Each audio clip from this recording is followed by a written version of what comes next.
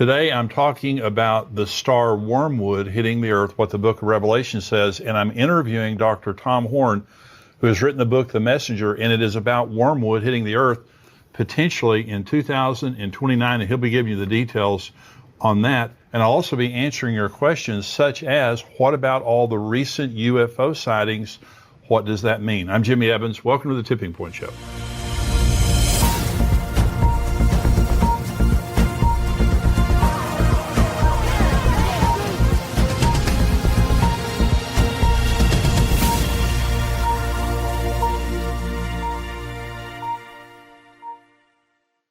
Welcome to the Tipping Point Show today. We've got a very, very interesting show today because we're talking about Revelation chapter 8, where wormwood, the star wormwood, hits the earth. Now, there is an asteroid headed toward Earth that NASA is talking about. All the experts are talking about it hitting the earth in April of 2029, and that's what this book is about by Thomas Horn. And we have a big interview coming, some in the free portion of the program. The rest of it will be in the subscriber portion after the break. But he's written this book called The Messenger, and this goes into detail now about what the experts are saying, and that is there is an asteroid, a major asteroid on the way to Earth. And many of the leading experts are saying it's going to hit the Earth on April the 13th, 2029. And so Dr. Thomas Horn is going to be talking about what that means related to the end times and when the beginning of the tribulation would occur. So stay tuned for that. Let me just kind of talk us up to the point of the interview with Dr. Horn. I've been talking about the book of Revelation, and there are basically 21 judgments. There are more than that actually in the book of Revelation, but you have the 7 seal judgments, and we've talked about that, the 7 trumpet judgments and the 7 bowl judgments, and they get worse. Now, they start out really bad. Some people ask, does the tribulation begin with, not too much bad stuff happening, and then there's the great tribulation? Jesus is the one that told us in the middle of the tribulation, when the abomination of desolation occurs, he said the second part of that is great tribulation such as never occurred on the earth. And so the last 3.5 years is definitely worse than the first 3.5 years, but the first 3.5 years are very, very severe. The first seal that is broken, there's a rider on a white horse. That's the Antichrist. And he has a bow. He's making war. He goes out to conquer and to make war. Then there's the rider on the red horse. That's the second seal that's broken. Peace is taken from the earth and men kill each other. Okay. The third seal is the rider on the black horse, and it says that there's famine and starvation. It takes an entire day's wage to buy enough food to survive that day. The fourth seal is broken, and it's the pale horse. A fourth of mankind is killed in different manner, by starvation, by sword, and by wild animals. It's just absolutely awful. The first 4 seals are terrible. The 5th seal is broken, and you have the altar of souls, where the people who have been martyred are asking God, how much longer do we have to wait? And the Lord says to him, there's more coming. There's more people who are going to be martyred. And so you need to wait a little bit longer. What that means is there's going to be mass martyrdom during the tribulation, the Antichrist killing people. Revelation 20 tells us about the people who have been beheaded because they would not worship the beast or take the mark of the beast. So this is mass martyrdom during the tribulation. When the 6th seal is broken, something very interesting happens. And this is kind of a preview of what we're talking about with wormwood. It says, and I looked when he opened the 6th seal, and behold, there was a great earthquake, and the sun became black as sackcloth of hair, and the moon became like blood, and the stars of heaven fell to the earth, as a fig tree drops its late figs when it is shaken by a mighty wind.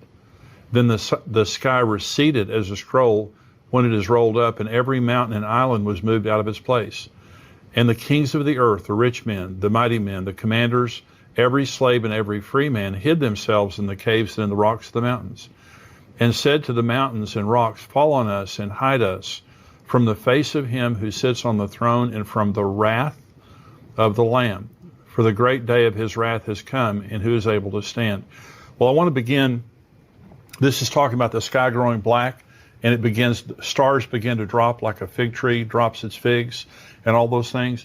Well, if you saw the movie Greenland, it's a good movie, and it talks about extinction level event that happens when an asteroid hits the Earth. And what you notice in that movie, which is a very realistic movie, is an asteroid is not just one big rock, even though it is ultimately.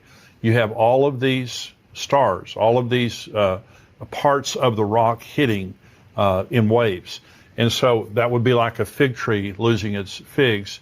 And so we're going to read in just a minute in Revelation chapter 8 now, all of the events, or the first 4 trumpets, are going to sound in Revelation chapter 8. The seals are over. The first 4 trumpets are going to sound, and all of these are the same event. It's all wormwood that is about to hit, that hits, and the effect after it hits. So this is chapter 8. When he opened the 7th seal, there was silence in heaven for about half an hour. And I saw the 7 angels who stand before God, and to them were given 7 trumpets. Then another angel, having a golden censer, came and stood at the altar. He was given much incense, that he should offer it with the prayers of all the saints upon the golden altar which was before the throne. And the smoke of the incense with the prayers of the saints ascended before God from the angel's hand. And then the angel took the censer, filled it with fire from the altar, and threw it to the earth. And there were noises, thunderings, lightnings, and an earthquake. So the 7 angels who had the 7 trumpets prepared themselves to sound. So they're about to sound their trumpets, and as each one of them sounds the first 4 trumpets now, this is all talking about the same event. This is the first trumpet. Verse 7, the first angel sounded, and hail and fire followed, mingled with blood, and they were thrown to the earth. And a third of the trees were burned up, and all the green grass was burned up. So now here comes this asteroid, and it begins to enter Earth's atmosphere. And what happens is the atmosphere becomes superheated. And so just like this star is coming, it's throwing off these parts of it that come in first. That's what it's talking about here. And then everything begins to get burned up. It begins to scorch the earth. Here's the second trumpet, same event. Then the second angel sounded, and something like a great mountain burning with fire was thrown into the sea. And a third of the sea became blood, and a third of the living creatures in the sea died, and a third of the ships were destroyed. Again, this is part of wormwood. This is part of the asteroid that comes and it strikes the ocean. And when it does, it just devastates the ocean and the sea life in the ocean. Okay, here's the third trumpet. Then the third angel sounded, and a great star fell from heaven, burning like a torch. And it fell on a third of the rivers and a third of the springs of water. The name of the star is Wormwood. A third of the waters became wormwood, and many men died from the water because it was bitter. Now you notice that this is affecting a third of the earth. Now, that's a massive amount of geography that this is covering, both in the sea and on the land, and it's making the waters poison so that people die when they drink the waters. And now later in Revelation 16, all sea life dies, and all of the waters of the earth are either poisoned or become blood. So the judgment upon the waters is one of the great judgments now. But what you'll notice now in the trumpet judgments, and also or the seal judgments and the trumpet judgments, is it's partial. It's a fourth, it's a third, it's partial. When you get to the bowl judgments of later on in the book of Revelation, it's total. Everyone's affected by those judgments. And so this is the fourth trumpet. Then the fourth angel sounded, and a third of the sun was struck, a third of the moon, a third of the stars, so that a third of them were darkened. A third of the day did not shine, and likewise the night. And I looked, and I heard an angel flying through the midst of heaven, saying with a loud voice, Woe, woe, woe to the inhabitants of the earth, because the remaining blast of the trumpet of the 3 angels are about to sound. Let me go back now to the 6th seal and read you what I read you earlier. I looked when he opened the 6th seal, and behold, there was a great earthquake, and the sun became black as sackcloth of hair, and the moon became like blood.